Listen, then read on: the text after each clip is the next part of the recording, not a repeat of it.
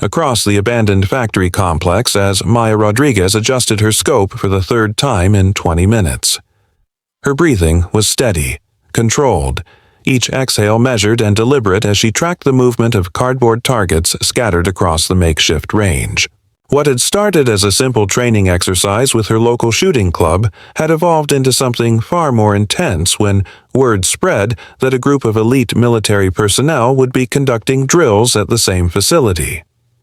Maya had been competitive, shooting for 8 years, ever since her father introduced her to the sport when she was 16. She'd won state championships, placed in nationals, and earned respect in circles where precision and patience were valued above all else. But today felt different. Today she could feel eyes on her, assessing her technique, judging her capabilities.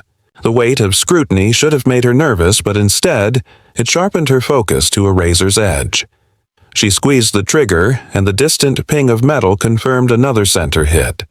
Target number 7 down. Maya smoothly worked the bolt of her custom .308, ejecting the spent casing and chambering another round. Her movements were fluid, practiced, almost meditative in their precision. She had developed this rhythm over thousands of hours at the range, perfecting every aspect of her shooting form until it became as natural as breathing. The group of Navy SEALs had arrived an hour earlier in unmarked vehicles, their presence immediately commanding attention despite their efforts to remain inconspicuous. Maya had noticed them immediately. Their bearing, their synchronized movements, the way they scanned their environment with professional awareness. They moved with the confidence of men who had faced death and emerged victorious, carrying themselves with a quiet intensity that spoke of experiences most people could never imagine. She switched to target number 8, a challenging shot at 400 yards positioned partially behind a concrete barrier. The wind had picked up slightly, requiring her to adjust her aim to compensate for drift. Maya calculated the necessary corrections instinctively, her mind processing wind speed, distance, and trajectory with the speed of someone who had made these calculations thousands of times before. She settled into her shooting position, her body becoming one with the rifle, every muscle aligned for optimal stability. The shot rang out across the range, followed immediately by the satisfying sound of impact. Through her scope, Maya could see the small hole punched precisely through the center of the target. She allowed herself a small smile of satisfaction before beginning to track toward her next objective. This was what she lived for. The perfect marriage of mental discipline and physical precision, the moment when everything aligned and the impossible became inevitable. From the corner of her eye, she noticed one of the SEALs had moved closer to her position. He was tall, probably in his early 30s, with the lean build and alert posture characteristic of special operations personnel. His face bore the weathered look of someone who had spent considerable time in harsh environments, but his eyes were what caught her attention.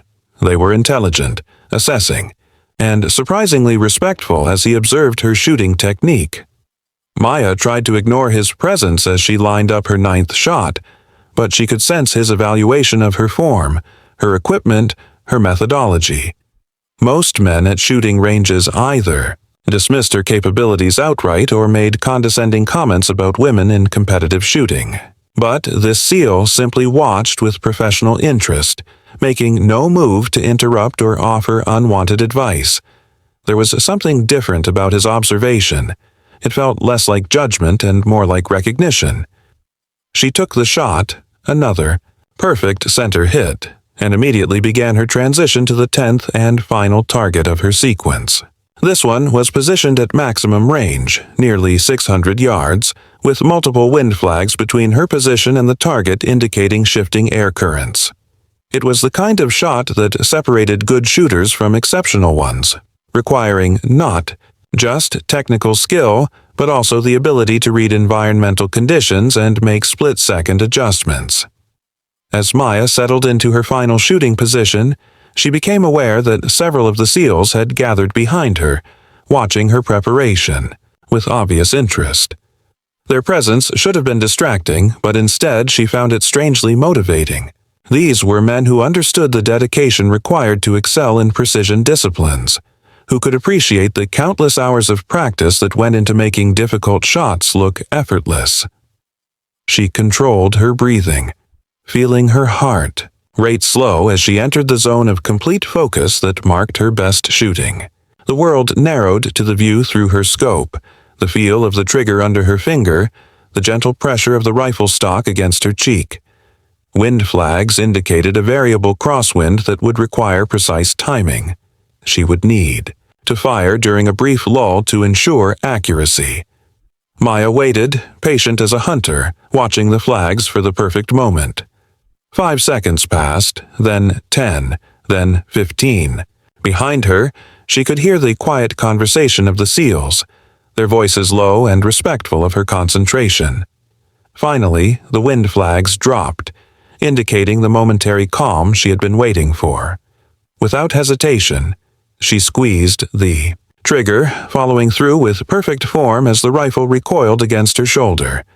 The bullet's flight time at this distance was over a second, long enough for doubt to creep in, long enough to second-guess wind calculations and scope adjustments. But Maya had learned long ago that confidence was as important as technique in precision shooting. She watched through her scope as the bullet found its mark, punching through the exact center of the distant target with a precision that drew appreciative murmurs from the watching SEALs. As she worked the bolt to clear her rifle and ensure it was safe, Maya became aware that the SEAL who had been watching her most intently was now standing directly beside her shooting position. When she looked up from her rifle, she found him studying her with an expression that was part professional assessment and part genuine admiration. There was something in his eyes that suggested he was seeing not just a skilled civilian shooter, but someone whose capabilities might extend far beyond recreational marksmanship. "Impressive shooting," he said simply, his voice carrying the understated respect that professionals showed for genuine skill. "That last shot was exceptional. I've seen military snipers miss that target in these wind conditions." Maya felt a flush of pride at the compliment, but she tried to keep her response modest. "Thank you. I've been working on long-range precision for years. It's all about reading the conditions and trusting your fundamentals." The SEAL nodded, his expression thoughtful. "Mind if I ask what kind of training you've had? That level of consistency doesn't happen by accident. Mostly self-taught, with some coaching from competitive shooters," Maya replied, beginning to pack her equipment with the methodical care of someone who understood the value of proper maintenance. "I started young and just kept pushing myself to improve. There's always another level to reach, another skill to master." As she spoke, Maya noticed that the other SEALs had moved closer, forming a loose circle around her shooting position. Their body language was respectful, but clearly interested, as if they were evaluating something beyond her shooting ability. She felt a strange tension in the air, as if this casual conversation was leading somewhere she hadn't anticipated. The SEAL who had been speaking to her exchanged a meaningful glance with his teammates before turning back to Maya. "Would you be interested in trying something a little more challenging than static targets?" he asked, his tone casual but his eyes serious. "We were about to run some dynamic shooting scenarios, and honestly, your skills might add an interesting element to our training." Maya felt her pulse quicken at the suggestion, but she tried to maintain her composure. "What kind of scenarios are we talking about?" she asked, though part of her already knew that whatever they had in mind would be far beyond anything she had experienced in civilian competition. The answer would change everything, though she couldn't know that yet. What had started as a simple training day was about to become something that would test not just her shooting skills, but her courage, her judgment, and her ability to perform under. The SEAL, who introduced himself as Lieutenant Commander Jake Morrison, led Maya to a section of the facility she hadn't seen before. Behind a series of concrete barriers and shipping containers, his team had constructed what looked like a miniature urban warfare environment. Buildings with windows, doorways, and multiple levels created a complex maze where shadows shifted and sightlines changed with every step. But it was the equipment laid out on a nearby table that made Maya's breath catch in her throat. "This isn't just about shooting paper targets," Morrison said quietly, his voice carrying a weight that made Maya look at him more carefully. 3 days ago, we received intelligence about a hostage situation developing in Eastern Europe. American aid workers, including a medical team, being held by a separatist group in a compound similar to this layout. Maya felt her stomach tighten as the implications hit her. "You're talking about a real rescue mission?" Morrison nodded grimly. "The problem is timeline and positioning. Our intel suggests the hostages are being moved in 48 hours, a location where rescue becomes nearly impossible. The compound they're currently held in has a unique challenge. The primary sniper position requires threading shots through extremely narrow windows at angles that demand precision beyond what most military snipers train for regularly." He gestured toward the mock-up before them, and Maya could see immediately what he meant. The building layout created shooting lanes that required not just accuracy, but the ability to calculate ricochet angles and thread bullets through gaps barely larger than the projectiles themselves. It was the kind of shooting that existed at the very edge of possibility, where the margin for error was measured in millimeters rather than inches.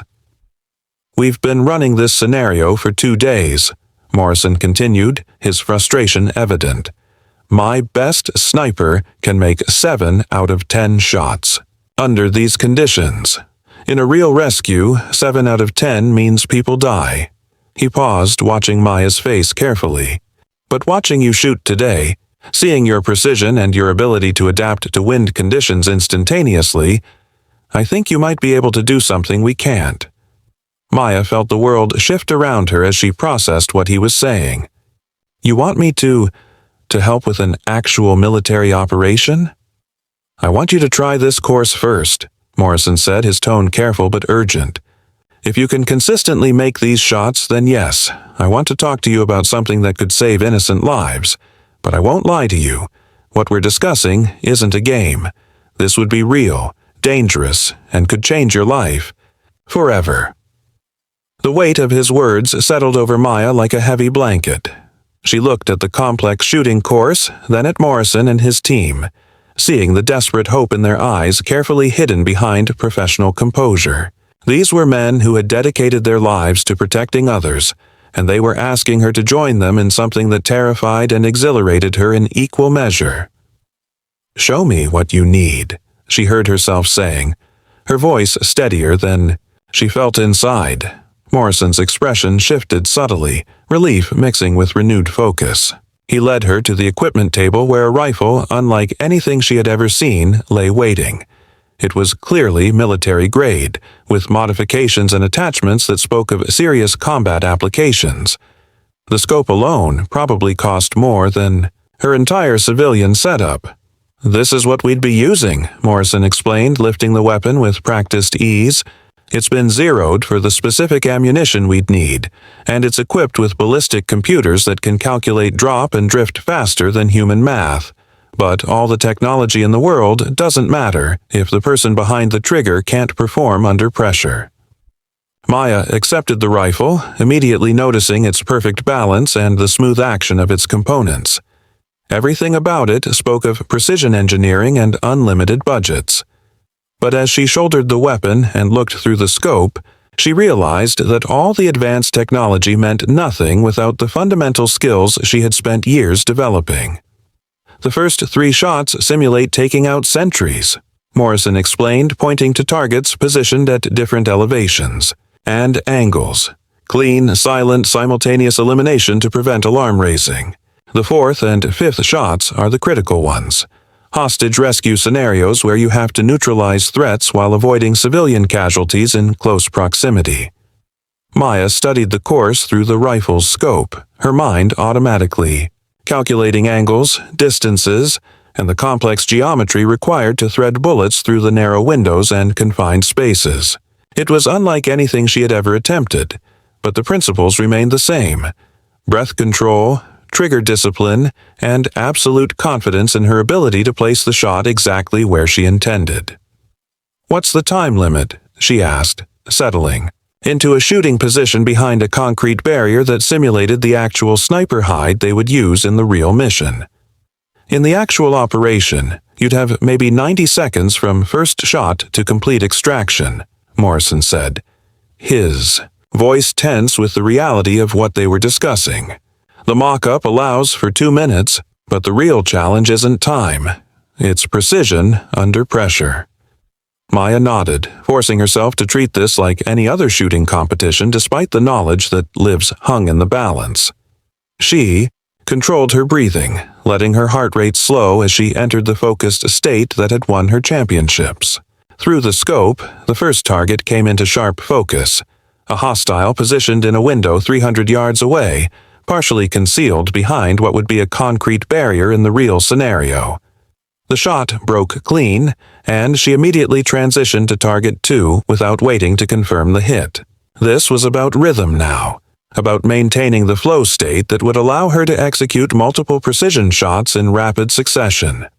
The second shot felt perfect as well, and she moved to target 3 with growing confidence in the rifles, capabilities, and her own ability to adapt to its characteristics.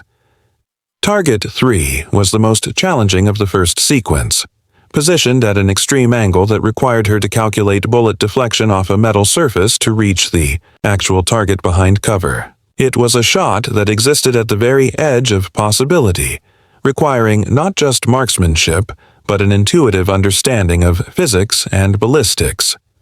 Maya took an extra second to verify her calculations before squeezing the trigger, trusting in her ability to visualize the bullet's path through multiple obstacles. The distinctive ping of a successful ricochet shot echoed across the range, confirming what she already knew. The bullet had found its mark exactly where she had intended. But now came the real test. Targets 4 and 5 represented hostage rescue scenarios, where civilian lives hung in the balance and the margin for error was essentially 0. Through her scope, Maya could see the setup. Mannequins representing.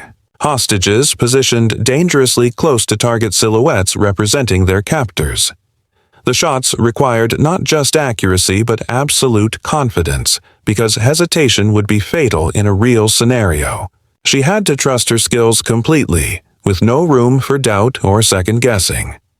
The fourth shot required threading a bullet through a gap barely wider than the projectile itself, between a hostage's shoulder and their captor's head. Maya visualized the shot trajectory, calculated the precise hold-off required, and squeezed the trigger with the same confidence she brought to competition shooting. The target fell, the hostage remained untouched. Target 5 was even more challenging. A hostage situation where the captor was using a civilian as a human shield, exposing only a small portion of his head as a target. The shot angle was extreme, requiring Maya to fire through a narrow window while accounting for both the building's angle and the need to avoid any possibility of over-penetration that could harm the hostage. Maya took an extra moment to steady herself, knowing this shot would define whether she truly had the capability Morrison hoped for. The crosshairs settled on the tiny exposed portion of the target, and she squeezed the trigger with absolute conviction. Through the scope, she watched the target fall while the hostage mannequin remained completely unharmed. The silence that followed was profound. Morrison and his team had been watching her performance with professional intensity, and she could see in their faces that she had exceeded their already high expectations. But more than that, she could see a new kind of respect in their eyes. The recognition that she possessed skills that could make the difference between mission success and tragedy. "How long since your first shot?" Morrison asked quietly. Maya glanced at her watch, surprised to realize how little time had actually passed. 1 minute, 43 seconds. Morrison exchanged looks with his team members before turning back to Maya with an expression that mixed admiration with growing urgency. "In 15 years of special operations, I've never seen anyone make those shots on their first attempt with unfamiliar equipment. You just did something that 3 of my trained snipers have been unable to accomplish consistently." The weight of his words settled over Maya as she realized that her life had just taken a turn she had never anticipated. What had started as a simple day at the shooting range had become something that would force her to confront capabilities she hadn't known she possessed and decisions that would define not just her future, but potentially the lives of innocent people halfway around the world. "So what happens now?" she asked, though she suspected she already knew the answer would change everything about the life she had carefully built for herself. Morrison was quiet for a long moment, and Maya could see him weighing his words carefully. When he finally spoke, his voice carried the gravity of someone who had made impossible decisions before. "Now, I tell you something that could put your life in danger just by knowing it." He gestured for her to follow him to a secured area away from the main range, where his team had set up what looked like a mobile command center. Banks of communications equipment, satellite feeds, and digital maps covered every surface. But it was the photographs spread across a central table that made Maya's heart race. Surveillance images of a concrete compound surrounded by armed guards, with faces circled in red marker. "Dr. Sarah Chen," Morrison said, pointing to one of the circled faces in what appeared to be a medical facility. "She's a trauma surgeon from Johns Hopkins who is volunteering with Doctors Without Borders. Michael Torres, a water systems engineer from Colorado. Jenny Walsh, a teacher from Vermont who was helping establish schools for refugee children." He paused, his jaw tightening. "They've been held for 6 days now, along with 2 local translators whose families we're also trying to protect." Maya stared at the photographs, seeing ordinary people who had traveled thousands of miles to help strangers and had been rewarded with captivity. Dr. Chen looked to be in her 40s, with kind eyes and graying hair. Torres appeared younger, maybe early 30s, wearing a dusty work shirt in what was clearly a candid shot. Walsh couldn't be older than 25, her face bright with the enthusiasm of someone who believed she could change the world through education. "The separatist group holding them calls itself the Eastern Liberation Front," Morrison continued, his voice becoming more clinical as he shifted into briefing mode. "They're well-funded, well-armed, and they've made it clear that these hostages are leverage for political concessions that our government cannot and will not make.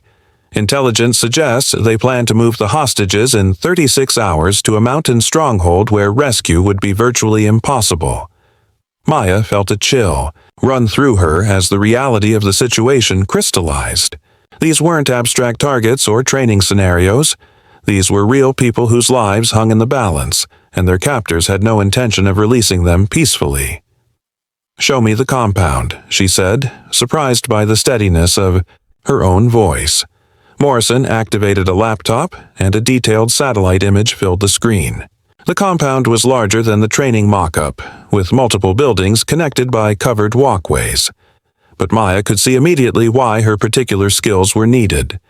The optimal sniper position was across a valley, requiring shots through windows that were positioned at angles that would challenge even the most advanced ballistic computers. "The primary sniper hide is here," Morrison said, indicating a ridge approximately 800 meters from the target building. "The hostages are being held on the second floor of this structure. Intelligence indicates they're kept in separate rooms, each with a guard posted outside and at least 2 more inside. The angles are such that traditional military sniping doctrine says these shots are impossible. Too many variables, too many obstacles, too much risk of collateral damage." Maya studied the satellite imagery, her mind automatically calculating the complex geometry involved.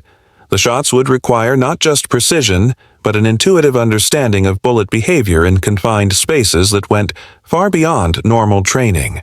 She could see why Morrison's team had been unable to guarantee success. These weren't shots that could be practiced until they became routine. They required adaptability and split-second decision-making that came only from years of pushing the boundaries of what was possible. "What's your timeline for the operation?" she asked, still staring at the images of the compound. "Wheels up in 18 hours, Morrison replied. "The window for this rescue is closing rapidly, and if we miss it..." He didn't need to finish the sentence. They both understood that failure meant not just mission failure, but the likely execution of 5 innocent people whose only crime had been trying to help others. Maya felt the weight of decision pressing down on her like a physical force. Everything about her rational mind screamed that this was insanity. She was a civilian with no military training, no combat experience, no business involving herself in international rescue operations. But another part of her, the part that had driven her to excel in competitive shooting, recognized that she possessed a unique skill set that could make the difference between success and tragedy. "I need to understand something," she said, looking directly at Morrison. "Why me? You have access to military snipers, special operations personnel, people with actual combat experience. Why would you risk everything on a civilian?" Morrison's expression grew thoughtful, and she could see him choosing his words with care. "Because sometimes conventional training creates conventional limitations. My snipers are excellent at what they've been taught to do, but what we need here goes beyond standard doctrine. You've developed your skills outside military parameters, without the constraints that sometimes limit tactical thinking. Plus," he paused, meeting her eyes directly, "you just proved you can make shots that my best people can't make consistently." The compliment should have felt good, but instead it only increased the pressure Maya felt. Lives depended on skills she had developed as a hobby, capabilities she had never tested under the stress of actual combat. The thought was both terrifying and oddly exhilarating.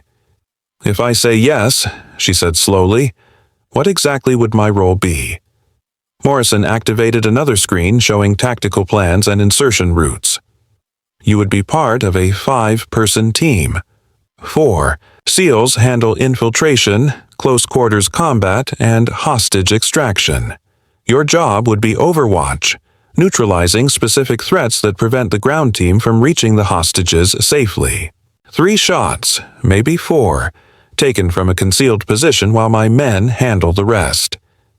He made it sound simple, but Maya could see the complexity in the mission planning.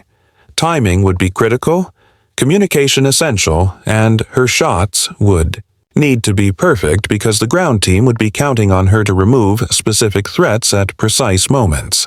There would be no second chances, no opportunity to correct mistakes. "I want to see the intelligence one more time," Maya said, her voice betraying none of the turmoil she felt inside. She studied the photographs again, focusing on Dr. Chen's kind face, Torres's determined expression, Walsh's youthful optimism. These people had risked their own safety to help others, and now they needed someone to take a similar risk for them. The decision, when it came, surprised her with its clarity. Despite her fear, despite her lack of military training, despite every rational argument against it, Maya knew she couldn't walk away from people who needed help. She was uniquely qualified to provide. "I need to make some phone calls," she said, finally. "Cancel some appointments, arrange for someone to check on my apartment." She looked up at Morrison, seeing relief and worry warring in his expression. "When do we leave?" Morrison's smile was grim but genuine. "Transport leaves from an airbase 2 hours north of here at 0400 tomorrow. Maya." He paused, and for the first time since she'd met him, his professional composure cracked slightly.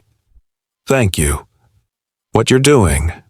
These people have families, futures, dreams. You're giving them a chance to return to all of that." Maya nodded, trying not to think too deeply about what she had just committed herself to. Instead, she focused on the technical aspects of the mission, the equipment she would need, the specific preparations required for shots at these ranges and angles. It was easier to think about mechanics than about the possibility that in 24 hours she might be in a foreign country, looking through a rifle scope at human targets whose elimination was necessary to save innocent lives. "I'll need time to familiarize myself with your equipment and communication protocols," she said, falling back on practical concerns to avoid dwelling on the magnitude of what she had agreed to do. "And I want to run the course one more time, with your gear and your timeline." Morrison was already moving, his team springing into action around them with the efficiency of people who had done this before. "We'll spend the next 12 hours preparing. You'll know everything you need to know, and you'll have backup plans for every contingency we can anticipate." As Maya watched the SEALs prepare for an operation that would take them halfway around the world in pursuit of people they had never met, she realized she was no longer an observer of their world. She had become part of it. The transformation felt both terrifying and inevitable, as if every shot she had ever taken in competition had been preparing her for this moment when precision shooting became a matter of life and death. But even as she committed herself to the mission, Maya couldn't shake the feeling that she was about to discover things about herself that would change her forever. Capabilities and limitations she had never tested, courage and fear she had never experienced, and the weight of knowing that other people's lives depended on her ability to perform flawlessly when everything was on the line.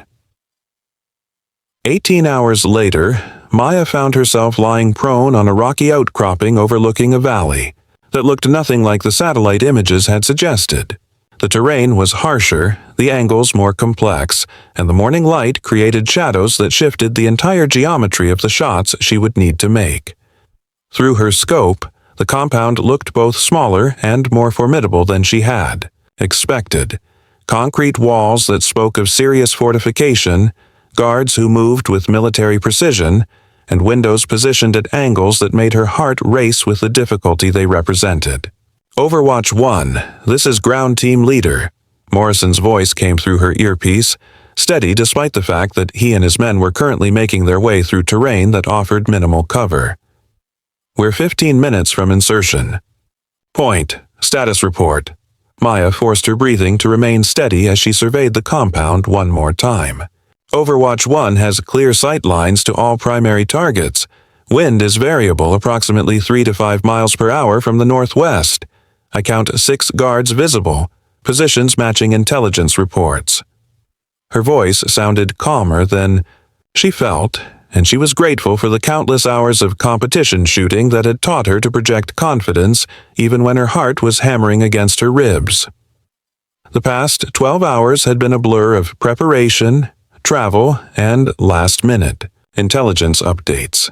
The flight to the staging area had given Maya time to study mission details until she could visualize every aspect of the compound layout, but nothing had fully prepared her for the reality of lying in a concealed position with a military-grade rifle, preparing to take shots that would determine whether innocent people lived or died.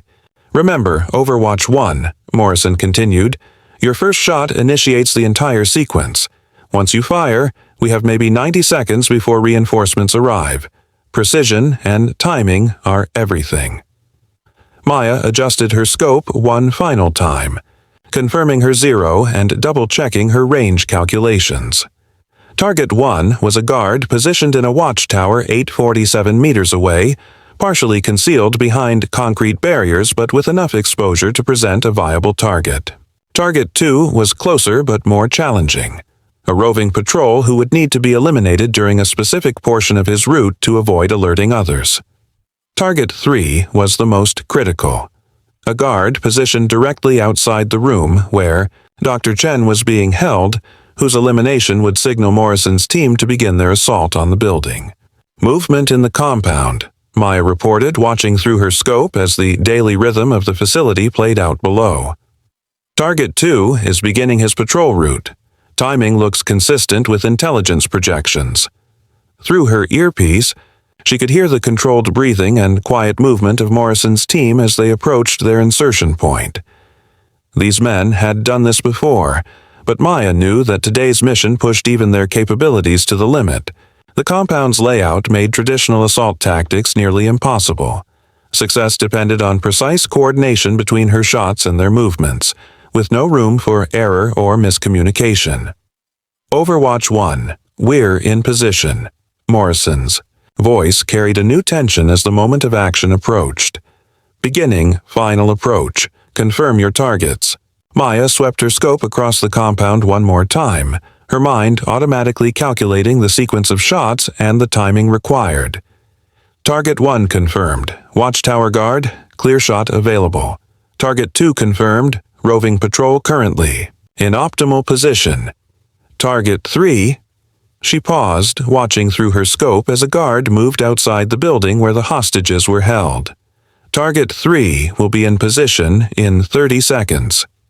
The wait stretched endlessly, each second feeling like an hour as Maya maintained her sight picture while her heart rate climbed despite all her efforts at control. This was different from any competition she had ever entered. The targets would shoot back, innocent lives hung in the balance, and there would be no second chances to correct mistakes. Target 3 in position, she reported, watching as the guard settled into his post outside what intelligence indicated was Dr. Chen's room. All targets confirmed, wind steady, ready to initiate on your command. Morrison's response carried the finality of a man who had made his decision and committed everything to its success. Overwatch 1, you are cleared to engage. Execute, execute, execute. Maya's world narrowed to the view through her scope as years of training took over. Her breathing slowed to the rhythm she had perfected through thousands of practice rounds. Her trigger finger found its position with automatic precision, and her mind entered the state of focused calm that marked her best shooting. Target 1 filled her crosshairs. A man she had never met, whose face she could see clearly through the magnified optics, who had no idea that his life was about to end. The shot broke clean, and Maya was already transitioning to target 2 before the sound of impact confirmed her first hit. Muscle memory and countless hours of practice guided her movements as she acquired her second target, calculated the lead necessary for his movement, and squeezed the trigger with the same precision she brought to competition shooting. The guard dropped mid-stride, and Maya was already moving to her final target. Target 3 was the most critical shot, the guard whose elimination would signal Morrison's team to begin their assault. Through her scope, Maya could see him clearly. A young man, probably in his 20s, wearing fatigues and carrying an assault rifle. He was someone's son, perhaps someone's father, and in seconds he would be dead because her mission required it. The weight of that realization threatened to break her concentration, but Maya forced herself to focus on the task at hand. The lives of 5 innocent hostages depended on her ability to complete this shot perfectly. The crosshairs settled, her breathing stopped, and Maya squeezed the trigger with the same controlled precision she had developed over years of competitive shooting. Through her scope, she watched the guard fall, and immediately Morrison's voice filled her earpiece with controlled urgency. Overwatch 1, excellent shooting. We're moving to breach. Maintain overwatch and be ready for targets of opportunity. Maya's role now shifted to providing supporting fire as Morrison's team executed their assault on the compound. Through her scope, she could see the SEALs moving with lethal efficiency, their movements coordinated and purposeful as they approached the building where the hostages were held. But she could also see reinforcements beginning to respond to the sound of gunfire, additional guards moving toward positions that could threaten the rescue team. Ground team leader, I have movement from the eastern approach, Maya reported, tracking new targets through her scope. 3 guards moving to flank your position, approximately 400 meters from your location. Morrison's response was clipped, professional. Engage if they present a threat to hostage extraction. Maya tracked the approaching guards, calculating ranges and angles as they moved through terrain that offered both concealment and exposure. These weren't planned targets. She would need to make split-second decisions about when engagement was necessary and when to hold fire. The complexity of the situation was far beyond anything she had trained for, requiring not just marksmanship but tactical judgment she had never been forced to develop. The lead guard moved into a position where he could observe Morrison's team, raising his rifle in a way that made his intentions clear. Maya didn't hesitate. Her shot eliminated the threat before he could engage the rescue team. The remaining 2 guards took cover, but their position left them exposed to Maya's elevated shooting position. 2 more shots, 2 more targets eliminated, and the immediate threat to the rescue team was neutralized. Hostages located. Morrison's voice carried through her earpiece with barely controlled relief. All 5 accounted for and mobile. Dr. Chen has minor injuries. Torres is unconscious but breathing. Walsh appears unharmed. We're moving to extraction point now. Maya maintained her overwatch position as the rescue team moved through the compound, with their recovered hostages, her scope sweeping continuously for additional threats. The entire operation had taken less than 4 minutes from her first shot to the moment Morrison reported successful hostage recovery. But those minutes had contained more intensity and life-altering decisions than Maya had experienced in her entire civilian life. Overwatch 1. We're clear of the compound and moving to extraction, Morrison reported. Your shooting made the difference today. Without those precision shots, we couldn't have gotten to them in time. As Maya began the process of safely clearing her rifle and preparing to leave her sniper position, she realized that something fundamental had changed inside her. The woman who had arrived at the shooting range yesterday morning had been a skilled competitor seeking personal improvement and recreational challenge. The person preparing to leave this mountain ridge was someone who had discovered capabilities she hadn't known she possessed, courage she hadn't known she could summon, and a sense of purpose that went far beyond personal achievement. The extraction. Helicopter appeared on the horizon as Maya made her way down from her shooting position, and she could see Morrison's team moving through the valley below with their rescued hostages. Dr. Chen was walking under her own power, supported by one of the SEALs. Torres was being carried but appeared conscious. Walsh moved with the determined stride of someone who had survived an ordeal but remained unbroken. When Maya reached the extraction point, Morrison was waiting for her with an expression that mixed exhaustion, relief, and profound gratitude. "Maya," he said simply, "what you did today saved 5 lives. Dr. Chen has 2 children waiting for her at home. Torres just got engaged last month. Walsh was planning to apply to medical school when she returned from her volunteer work." The weight of his words hit Maya with unexpected force. These weren't abstract victories or competition scores.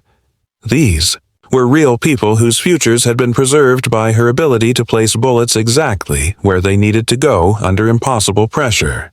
The responsibility of it was overwhelming, but so was the satisfaction of knowing that her skills had made a meaningful difference in the world.